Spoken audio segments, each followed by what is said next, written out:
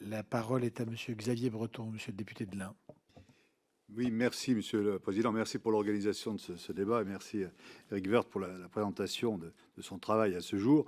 Deux points rapidement. Le premier, c'est vrai qu'il faut se méfier du c'était mieux avant, cette nostalgie qu'on peut toujours avoir, y compris en matière de décentralisation, mais il faut aussi se méfier dans un autre sens du on ne peut pas faire autrement, c'est le sens de l'histoire.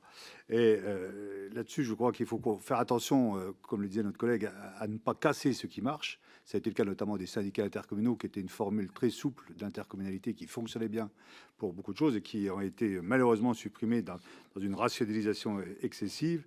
Donc ça, je crois qu'il faut faire attention à ça et aussi ne pas hésiter à remettre en question ce qui ne marche pas. On a vu ces dernières années un mouvement qui consistait à dire plus c'est gros, moins ça coûte, hein, en parlant de mutualisation. Je crois qu'on peut dire aujourd'hui que c'est le contraire. Plus c'est gros, plus ça coûte, et plus on est éloigné. Et je pense notamment aux intercommunalités XXL qui ne vont pas dans le bon sens.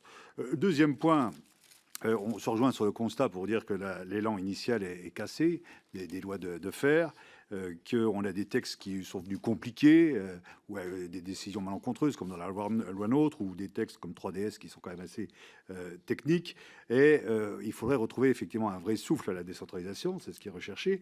Et est-ce qu'il ne faudrait pas regarder ce qui ne fonctionne plus aujourd'hui au niveau de l'État et que l'État n'est plus en mesure d'exercer comme compétence? Imaginons aujourd'hui si ça devait être encore l'État qui gère les écoles, les collèges ou les lycées, dans quel état seraient ces bâtiments?